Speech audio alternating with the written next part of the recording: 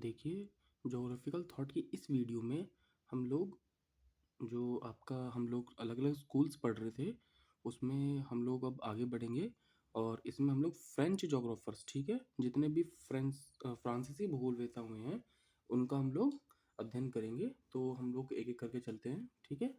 आप प्लीज़ इसकी line by line इसको फ़ॉलो कीजिएगा। फ्रांसीसी भूगोलवेत्ताओं ने मुख्यतः मानव भूगोल या प्रादेशिक भूगोल के विकास में महत्वपूर्ण योगदान दिया। रेकेल्स एक ज्योग्राफर हुए हैं, ठीक है? रेकल्स ने वर्णनात्मक भूगोल पर अनेक पुस्तकों की रचना की। उनकी भौतिक भूगोल पर ला टेरी नामक पुस्तक की रचना की। देखिए, ये लिखा ना ला टेरी, ये बहुत ही फेमस बुक है, ठीक है? देखिए ऐसे करके अब साफ दिखाई दे रहा होगा आपको। पेन की निब को फॉलो कीजिएगा। लिखा है ना भौतिक भूगोल पर ला टेरी। एक तो याद रखना है कि ला टेरी किताब है किसकी किसकी है? रेकेल्स की है। और किसके ऊपर बेस्ड थी ला टेरी? ये फिजिकल ज्योग्राफी ऊपर बेस्ड थी, ठीक है? ये बहुत इंपॉर्टेंट है, याद रखना है।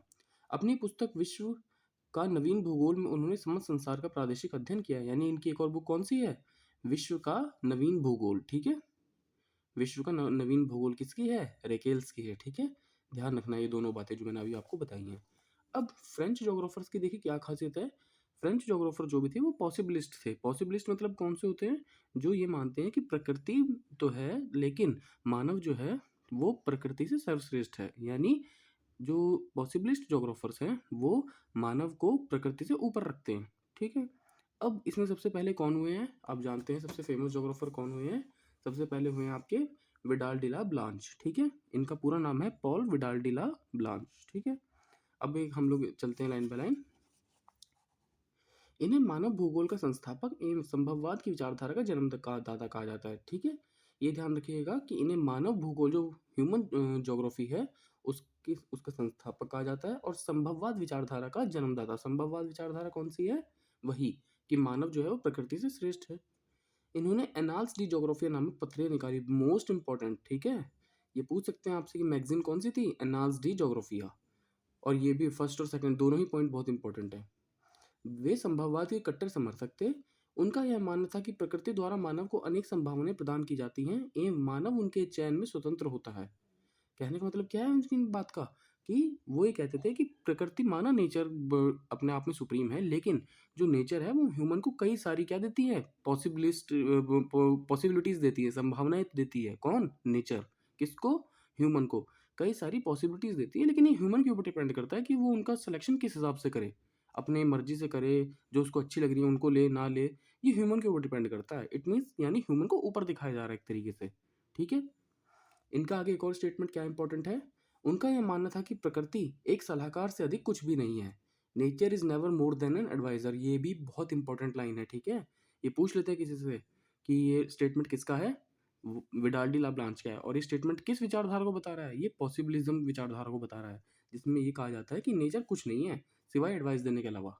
नेचर हमें एडवाइस देने के अलावा कुछ भी नहीं है, ठीक है? अब देखिए इन्होंने भूगोल की कौन कौन सी बुक इनकी फेमस है? फ्रांस का भूगोल, ठीक है? जिसे टेब्यूलो डी ला जोग्राफिया डी ला फ्रांस कहते हैं। आपको ये याद नहीं करना, ठीक है? आपको क्या याद करना है? फ्रांस का भूगोल, मानव भूगोल इनकी बुक है, ह्यूमन ज्योग्राफी, ठीक है? और विश्व का भूगोल, ज्योग्राफिक यूनिवर्सली। मैं फिर आपसे कह रहा हूँ कंफ्यूज मत होना, एक ज्योग्राफी यूनिवर्सल्स भी पढ़ी है आपने, ठीक है? ज्योग्राफी जर्नलिस्ट भी पढ़ी है आपने, तो वो किसी और की है, याद रखना। ये है ज्योग्राफिक यूनिवर्सली, ठीक है? तो बोलते हैं ना फ्रांस का भूगोल किसका है? विडाल डी ला ब्लांच का, ठीक है?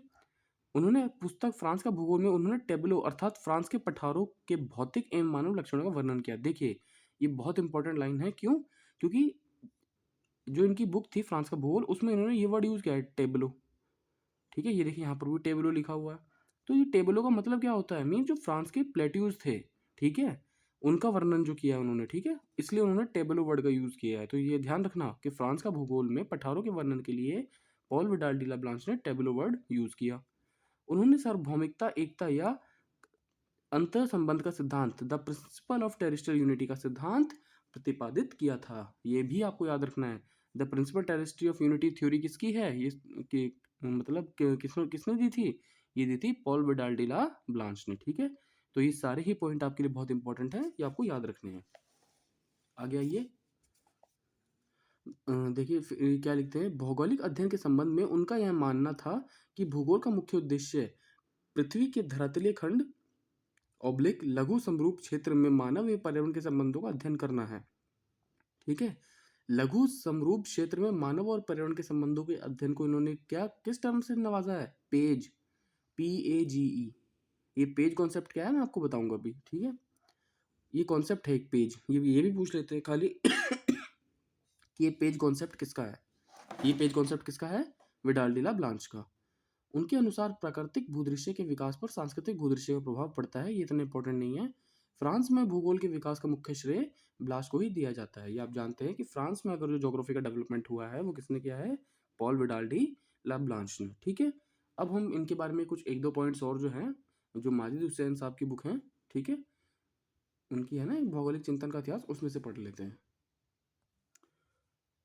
ये देखिए आपके सामने है ना, ये लिखा हुआ है, आपके सामने देखिए, ये है विडाल डी ला ब्लांच। ठीक है, क्लियर?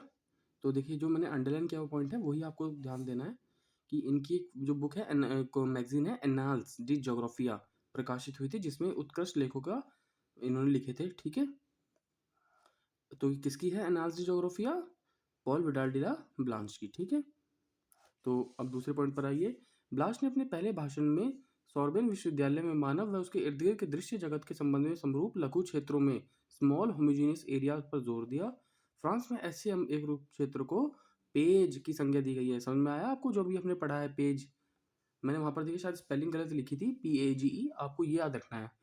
ठीक है, हिंदी में देखिए पेज लिखा है, इंग्लिश में पेज लिखा है ना, कि संगीत दी। तो आपसे पूछे पेज ये किसका कॉन्सेप्ट है? Paul Vidal de la Blache का है। क्या कहता है कॉन्सेप्ट? ये कॉन्सेप्ट इस थ्योरी पर बेस्ड है कि मानव उसके इर्द गिर्द के आसपास यानी सराउंडिंग्स के जो उसके रिलेशंस हैं, ठीक है, ठीक है, के संबंधों को, उसके जो रिलेशंस है वो स्मॉल होमोजीनियस एरियाज किस तरीके से डेवलप हुए हैं उसके आसपास इन्वायरमेंट के साथ म्यूचुअल अंडरस्टैंडिंग करने पर, और ऐसे होमोजीनियस एरियाज को क्या कहा है उसने? पेज कहा है। ठीक है, तो ये आपको याद रखना है पेज किन्हें कह रहे हैं और ये कॉन्सेप्ट किसका दिया था। ब्लाश वातावरणीय निश्चयवाद का घोर विरोधी था। देखिए लिखा ना, ब्लाश वातावरणीय निश्चयवाद। एक बात याद रखिएगा, कंफ्यूज मत होना, ये इन्वायरमेंटल डिटर्मिनिस्ट कह रहे हैं। और डिटर्मिनिस्ट कहो या इन्वायरमेंटल डिटर्मिनिस्ट कहो, बात एक ही है कि इन्वायरमेंटल डिटर्मिनिस्ट प्रकृति को ऊपर मानते हैं, मानव को नीचे। लेकिन ब्लास्ट तो ऐसे नहीं थे, ब्लास्ट बहुत अगेंस्ट थे इसके। तो ये वाली बात क्लियर हुई आपको? ब्लास्ट ने फेब्रे के द्वारा प्रस्तुत पॉसिबिलिज्म संभववाद के मत की वकालत की। ठीक है, तो एक बात का ध्यान रखिएगा आप। ठीक है, जो पॉसिबिलिज्म टर्म है, टर्म मीन्स यानी शब्द जो है, वो किसने दिया है? लुइस फेब्रे ने दिया है। ठीक है, लुइस फेब्रे कौन है? जोग्राफर हुए हैं जो पॉसिबिलिज्म को मानते हैं कि मानव प्रकृति से ऊपर है। तो आपसे कोई पूछे कि पॉसिबिलिज्म टर्म किसने दिया था, ये शब्द किसने दिया था, तो वो Paul Vidal de la blanch नहीं है, वो कौन है? लुइस फेब्रे। यहाँ पे देखिए लिखा हुआ है फेब्रे। ठीक है, पॉसिबिलिज्म टर्म जो है वो किसने दिया था? फेब्रे ने दिया था। उसका मानव एवं वातावरण के प्रति दृष्टिकोण था कि प्रकृति वातावरण की सीमाएं निर्धारित कर प्राकृतिक वातावरण की सीमाएं निर्धारित हैं, वह मानव अधिवास के लिए संभावनाएं प्रस्तुत करता है। ठीक है, तो एक चीज का ध्यान रखिएगा,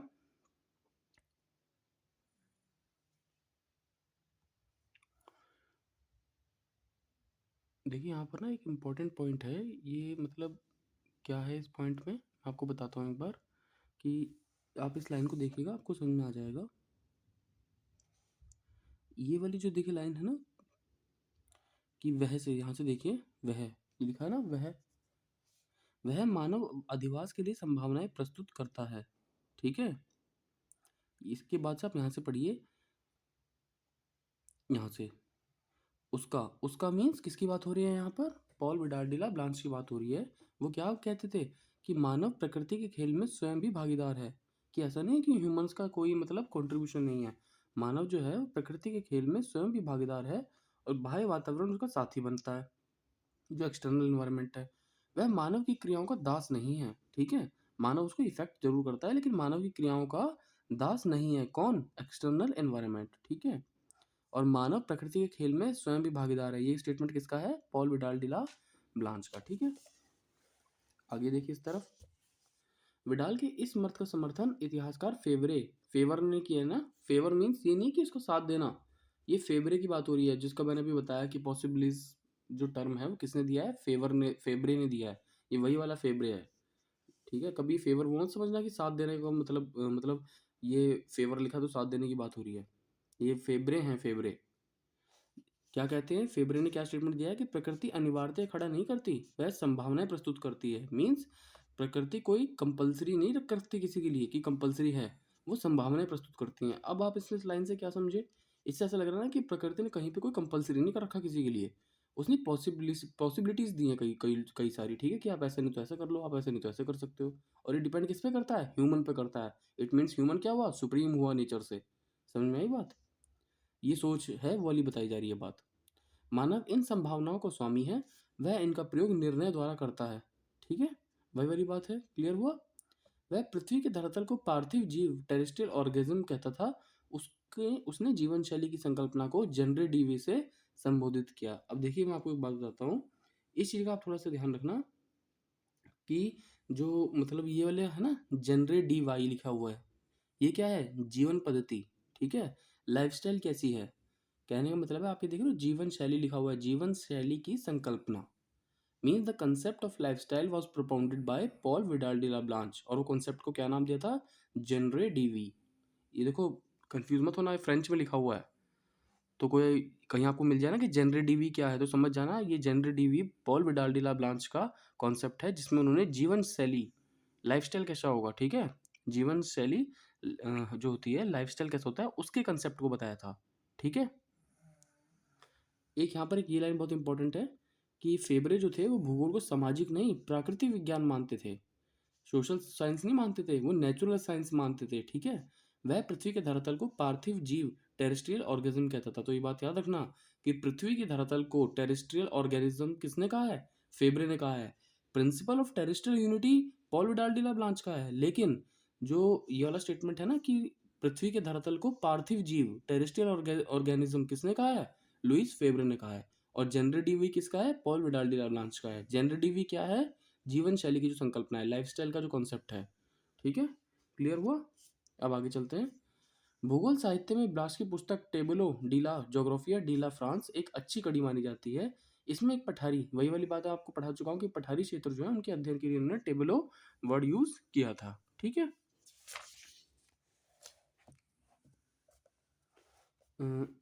आगे देखते हैं। ये देखिए ना कुछ लाइन स्टेटमेंट हैं Paul Vidal de la Blache के, और बहुत इंपॉर्टेंट हैं, इनको हम एक बार पढ़ लेते हैं। ब्लास ने इसी ध्येय को पूर्ति हेतु प्रादेशिक भूगोल को भूगोल का क्रोड कहा। ये पूछ सकते हैं आपसे कि regional geography is a core of geography, किसने कही है, Paul Vidal de la blanch ने, कि प्रादेशिक भूगोल भूगोल का क्रोड है। ये बात किसने कही, प्रादेशिक भूगोल भूगोल का क्रोड है, ये बात कही है Paul Vidal de la blanch ने। ठीक है, इस चीज़ का आप ध्यान रखिएगा, ये सामने जो लिखी है आपके बात। इसके बाद नीचे आइए, पॉपुलेशन ज्योग्राफी में भी आपको पता होगा कि इन्होंने कुछ काम किया है। क्या किया है, इन्होंने पॉपुलेशन ज्योग्राफी या बढ़ती हुई पॉपुलेशन के लिए एक स्टेटमेंट दिया है। क्या कहते हैं, population did not spread like a drop of oil at the beginning, it grew in clumps like coral. ठीक है, क्या है इसका हिंदी मतलब कि जनसंख्या तेल की जो बूंदे हैं ना की तरह नहीं फैलती, वह तो आरंभ में खंड खंड में प्रवालवत वृद्धि प्राप्त करती है। मीन्स प्रवाल मीन्स जो कोरल्स होते हैं ना, कोरल्स में क्या होता है, धीरे धीरे मूंगे की चट्टान धीरे धीरे बनती रहती है, उसके बाद फिर बड़े लेवल पर एक चट्टान बन जाती है, जिसे कोरल रीफ कहते हैं हम। तो वही बात ये कहें कि पॉपुलेशन जो है वो तेल की बूंद की तरह नहीं फैलती। वो कैसे फैलती है, जैसे it grows in clumps like corals, धीरे धीरे जैसे एक के ऊपर एक कोरल बनता जाता है ना, चट्टान बन जाती है, जिसे प्रवाल भित्ति कहते हैं, वैसे बनती है। ठीक है, तो ये वाली बात आप याद रखेंगे जो Paul Vidal de la blanch कहते हैं पॉपुलेशन ग्रोथ को लेकर के। ठीक है, अब पार्थिव एकता का नियम के बारे में आपको हल्का सा बता देता हूँ मैं। ब्लाश ने पार्थिव एकता टेरेस्ट्रियल यूनिटी का विचार, वही प्रिंसिपल ऑफ टेरेस्ट्रियल यूनिटी का विचार विकसित किया, और यह मत व्यक्त किया कि सभी भौगोलिक के पीछे एकता का नियम योग है। तो क्या कहते हैं पार्थिव एकता, कि सभी भौगोलिक विकास के पीछे एकता का नियम योग है। ठीक है, इस चीज का आप ध्यान रखिएगा। और आगे आप देखिए, इसमें बेसिकली मतलब यही बात अपना इन्होंने कही है। ठीक है, तो बाकी इसमें सिर्फ ये पढ़ लीजिएगा, आपको लगेगा तो हल्का सा याद रहे तो। पृथ्वी की संकल्पना उसकी संपूर्णता अथवा समस्त के नियम पर आधारित है, और उसके अंग प्रत्यंश सहयोगी बने। Parts are coordinated into the concept of earth wholeness. यह लाइन किसने कही थी, पॉल विडाडिला ब्लांच के पार्थिव एकता का जो सिद्धांत है उसमें कही गई है। क्या, parts are coordinated, parts are coordinated into the concept of earth wholeness. ठीक है, और पार्थिव एकता के बारे में वो क्या कहते हैं कि सभी भौगोलिक विकास के पीछे एकता का नियम का योग है। ठीक है, अभी कुछ एक दो रह जाती हैं तो उनको हम कहीं और पढ़ेंगे, कोई स्पेशल डेफिनेशन है, कोई स्पेशल कॉन्सेप्ट है, लेकिन आपका इसमें ये कंप्लीट होता है। ठीक है, ओके।